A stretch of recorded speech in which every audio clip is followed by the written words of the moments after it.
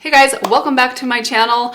I am very excited about today's video. I've been excited about this video since the beginning of August. When the idea first came to me, I'm going to be doing a makeup look inspired by period dramas in general. I'm such a big fan of period dramas. There's lots of them that I love. I've loved them for years. I could spend hours naming or talking about some of my favorites, but I picked one heroine from one period drama and we're going to be recreating a makeup look, some based on, I actually found an interview from Harper's Bazaar a few years ago where she talked about some of her favorite makeup products and tips and tricks and that kind of thing. So we're going to kind of combine it all into one video today, see if I can transform myself into a lovely period drama heroine from the 1800s. So I hope you guys are excited about it. Should be fun even if you're just here for the makeup. I've got some good products here in front of me, some Giorgio Armani, some Mercier, and then some drugstore products as well. Before we get into the video, special welcome to any of you that are new here. Happy to have you here. I hope you enjoy this video today. I hope that you'll consider subscribing before you leave. But enough for intros. Let's get into the makeup. All right, so I'm sure you are wondering, who did I pick? Was it Elizabeth from Colin Firth Pride and Prejudice? Or Keira Knightley from more modern Pride and Prejudice? Maybe Downton Abbey? I have gone with Eleanor Tomlinson, Demelza Poldark from one of my favorite period dramas, Poldark. I love this series. It is so good if you haven't seen it yet. A little maddening. I actually watched it the first time. I couldn't finish it. Like once I got to the part in the episode that made me really mad at Ross, I couldn't watch it anymore. And then I turned it back on and made it through the series 2 more times. So we're gonna be doing a Demelza Poldark inspired makeup look today. I did find an interview, as I mentioned, on Harper's Bazaar online with Eleanor Tomlinson, who plays Demelza. She's so beautiful. By the way, did you know that her hair is not naturally red? She dyed it for this series and has stayed redheaded ever since. I would never have guessed. She looks like a natural redhead. Kind of makes me want to reconsider my idea to dye my hair like 10 years ago. Can I pull it off? All right, so we're gonna get started. So in this interview, we'll kind of talk a little bit about the interview as we go into it. Maybe we'll chat a little bit about period dramas in general. What are some of your guys' favorites? Are you a fan of any period dramas? Let me know. I'd love to know down in the comments below. So we're gonna start off with some skincare. I'm just taking a little bit of my Smashbox Primerizer. So I'm just adding a layer of the Smashbox Primerizer to get my skin nice and hydrated. She did mention in her interview that she's very like skincare focused. In her makeup, she likes more natural makeup. There was, I think, a quote from her. She said something along the lines of, let your natural beauty show, which I feel like is really easy for her to say as like a 28-year-old beautiful Hollywood redhead. Well, former blonde. But I do agree with the principle of that.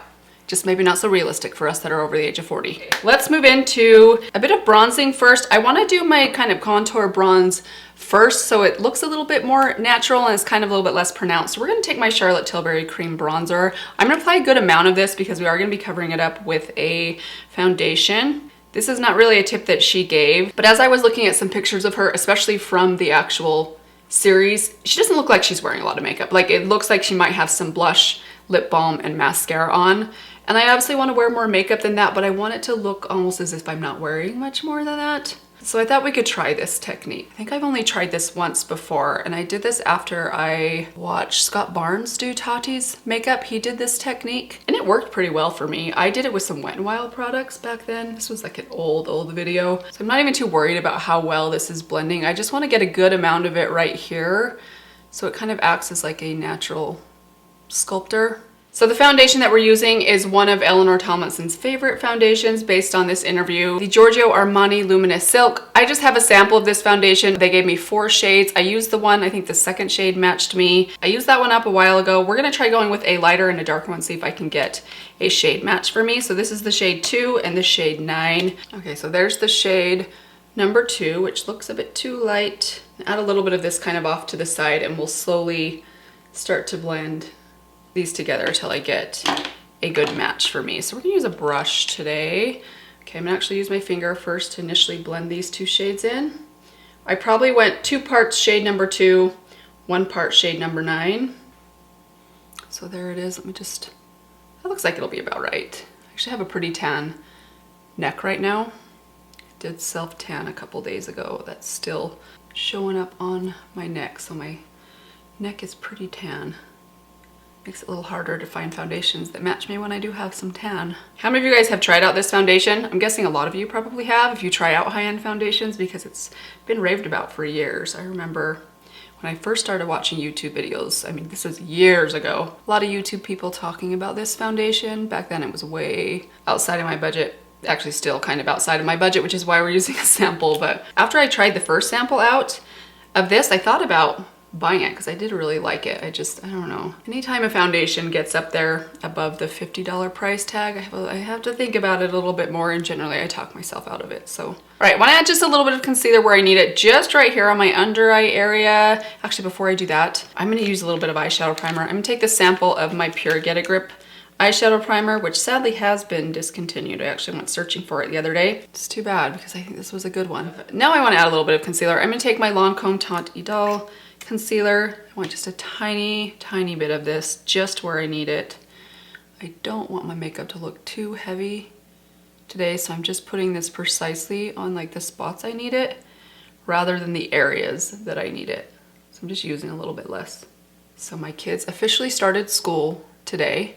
Well, except for Charlie. She's in kindergarten. They start a week later, so she'll start next week. And yesterday was technically the last day of summer, so I tried to take them to the pool for one last hurrah at the pool. All 3 pools in my county were closed yesterday. We went to all 3 of them without success. We were in the car for probably 50 minutes. I mean, most of these pools individually, if I drive to them, they take 5, maybe 10 minutes to get to each, but we ended up just kind of this big run around trying to find a pool to go to. Oh, that's what I get for telling my kids we're gonna go to the pool all summer long. It's gonna be so fun. We end up going twice, and then I feel guilty the day before school starts, so I try to take them, and what do you know, backfires. So I discovered period dramas years ago. This was probably just like 5 years after I got married.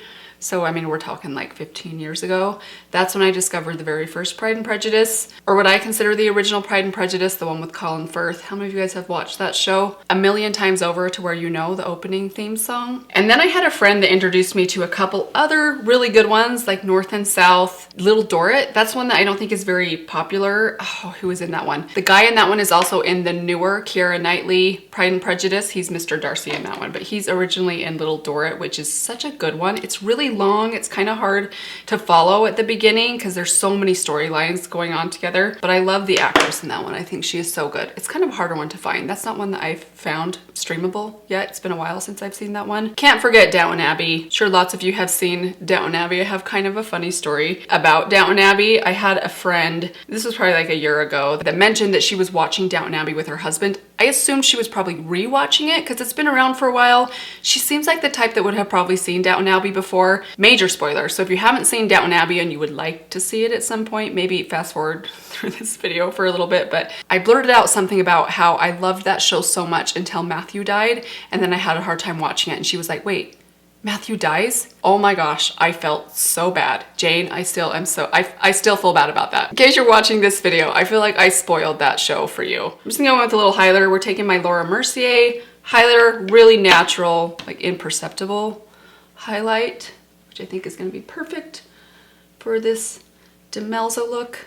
I doubt she had any highlighter on at all, other than maybe a little bit of like toning with the concealer. Who knows though? I do know that on camera makeup is not as perceptible and obvious as it is in person, so I always wonder when it looks like someone doesn't have hardly any makeup on, if any at all, on film, you know that they do, and you can't help but wonder how much makeup they actually have on. So we're gonna come back and do a little bit of blush with the cheeks when we get to the lips, because we're gonna kind of use the same product. Let's move on to the eyes. So we'll start with the brows.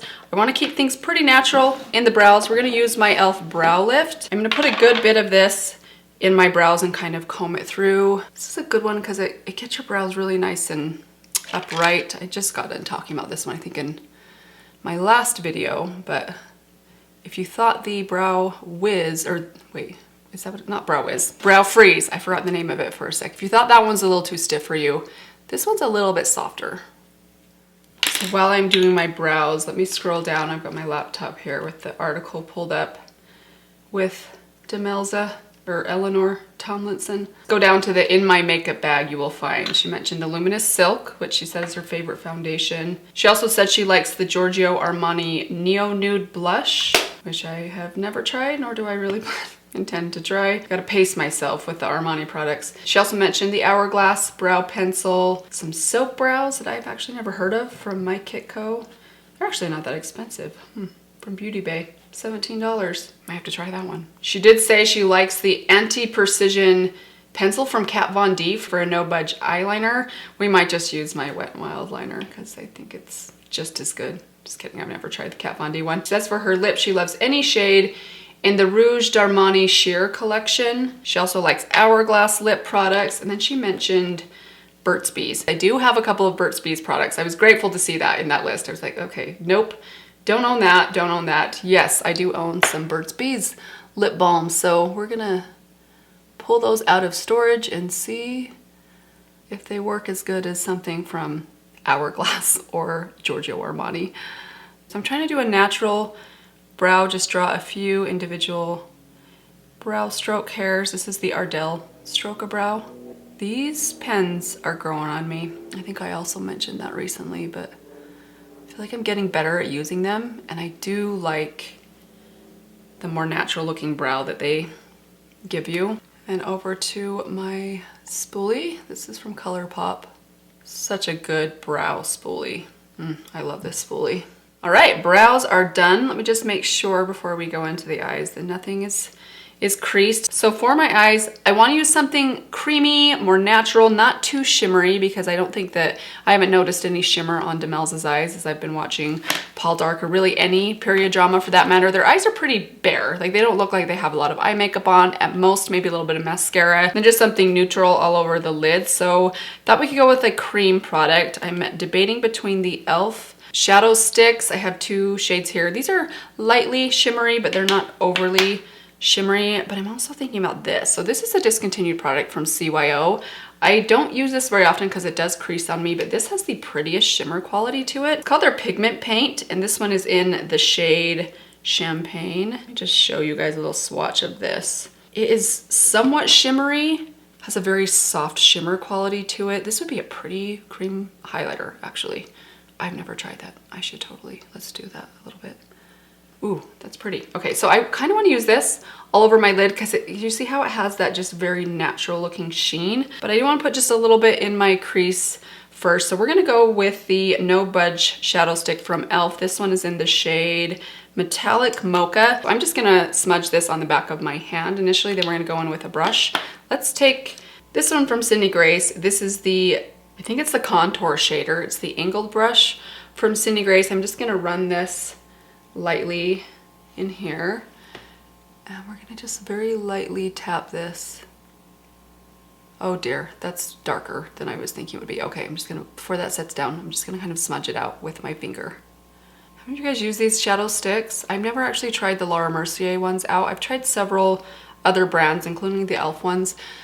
I have a harder time with them. They're one of those products, I think if I use them a little bit more, I probably learn to enjoy them, because I think they probably have a bit of a learning curve to them. They feel a little bit tacky on my eyelids throughout the day, and that feeling always bothers me a little bit. Like if something feels kind of sticky. In fact, I think I remember when I tried these out, they didn't necessarily crease, but they felt like they were creasing because I could feel kind of the tackiness on my eyelids throughout the day, and I keep checking because it felt like it was probably going to crease, and then it looked okay, but it just, that feeling kind of bothers me a little bit. So I'm just going back and forth. I'm just really pressing that into my eyelid.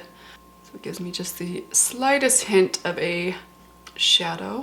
In some ways I feel like since I've moved into my new room, like the first day or two that I filmed in here, I was just, I mean, reveling in just how nice it is to have a room not surrounded by shower curtains and plumbing pipes. But I've discovered that it's quite dark in here now that I don't have the kind of enclosed space with the shower curtains.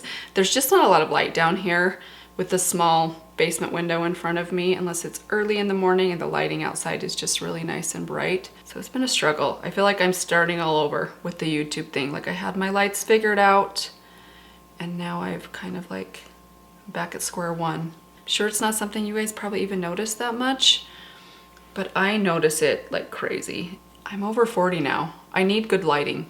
Like bad lighting, just, I can't get away with it anymore. It makes me look bad. Yeah. Okay, let's go with the CYO product. So I'm just tapping this all over the lid.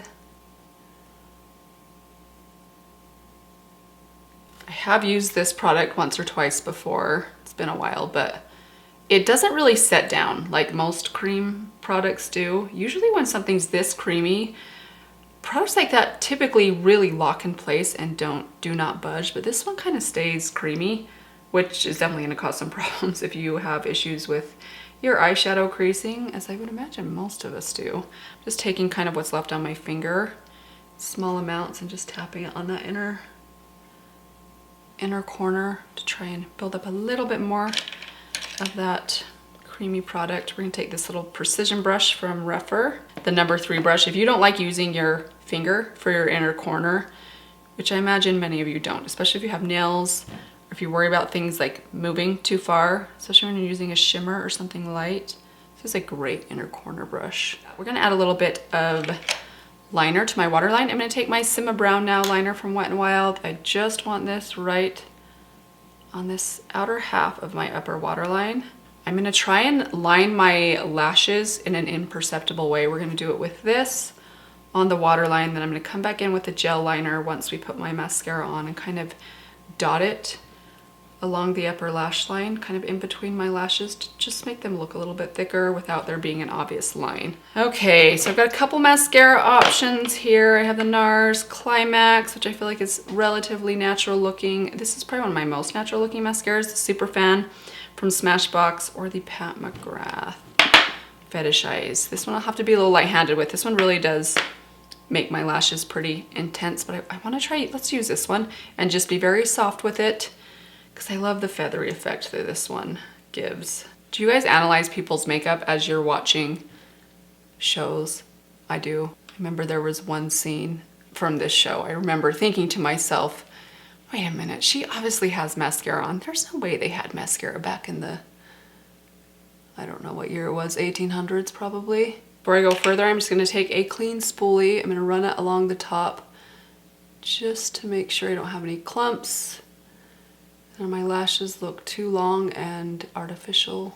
Okay, for my lower lashes, so I do have a smudge there. I'm gonna wait for that to dry before we wipe it off. I'm gonna take my Super Fan mascara from Smashbox on my lower lashes. This is one of my favorite lower lash mascaras. It's very, very natural looking. Again, I just want the tiniest bit. Let's move into the lips last. So I have, as I mentioned, some stuff here from Burt's Bees, 2 simple lip balms. I'm sure you guys have seen these before. I have the shade Cherry and the shade Apricot. Let me just swatch both of these. So there's Apricot. This one has a little bit of sheen in it, and then the shade Cherry. These are really nice. I don't use them very often. That's beautiful. I think we'll probably use this one. They're nice and sheer. They're really hydrating. They smell like that classic Burt's Bees minty smell that I absolutely love. And we're also gonna use this on my cheeks. So why don't we start with that? Let's start with this on my cheeks. I'm just gonna take a good swipe on the back of my hand, and then I'm gonna take my Alter Ego brush, the number 4, start packing that into my brush, kind of swirl it in there, and then lightly, really lightly kind of go back and forth.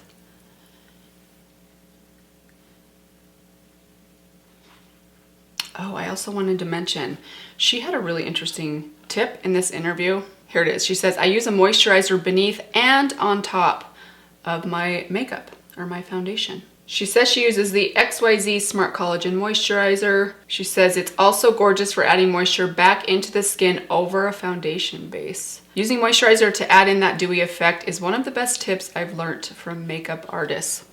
Interesting. I've never tried that. I feel like my skin's already pretty dewy, so I'm not sure I'm gonna try that tip today, but I wanted to share it with you guys. Maybe you guys have heard of that one before. Okay, I feel like that's really natural looking, very pretty. Let's add some lip color. Okay, so we're just gonna start by kind of lining my lips. Slowly build this up. I need to do shaping with my lips because they're smaller. Plus I'm older. I feel like your lips just they lose some of their plumpness as you get older and need a little bit of help. We're just about done. I want to do one more thing. I mentioned I want to do a little bit of lining on my eyes, but kind of in a non-traditional way. So I'm going to take this, there it is. I have this little pinpoint eyeliner brush. This is also from that same Omnia set that I used on my lips. We're going to go into my Natasha Denona black gel liner. Use any gel liner. I'm going to put a little bit of that on the tip of my brush. And I'm just going to very carefully, ooh, I need a mirror for this. We're going to just tap this along my lash line, but I'm hoping this will give me just a little bit more definition. I kind of go from beneath as well. All right, and here it is, you guys. This is the finished Makeup look, I think it is so pretty. Is it giving you very like period drama Demelzapal dark vibes? Imagine me with red hair, maybe standing on the edge of a cliff looking out at the sea, wind blowing in my hair. Now you seeing it? I really like it. It is very natural looking, but I think that was kind of the point. Love to know what you guys thought. Hope you guys enjoyed this video. Let me know if you've tried out some of these products below, or maybe this video just left you craving an episode of Downton Abbey or some other Masterpiece Theater production. Either way, I hope you guys enjoyed it. Thank you so much for stopping by today, for watching. I hope that you guys are all doing well. Let me give you one last reminder. If you are not yet subscribed, I hope you'll consider doing it before you leave. But that's gonna do it. Thank you guys again. I will see all of you very soon in my next video. Bye. Did you finish Tucker's note? Yeah. Okay. We'll be done in a minute, okay?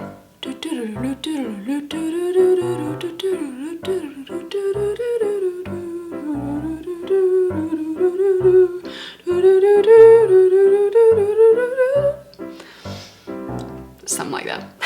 By the way, if you guys are looking for a good laugh, if you have kids at home, I don't know if you guys have seen this video, maybe you have. It kind of went viral years ago, but it's a video clip of a brother that picks his sister, his teenage sister, up from getting her wisdom teeth out. They stage like a zombie apocalypse on the radio, and oh my gosh, you guys have got to see that. If you have not seen that video, or if you haven't seen it for a while, go look it up on YouTube. You can probably just search for wisdom teeth zombie apocalypse and I'm sure it will come right up, but it is the funniest video.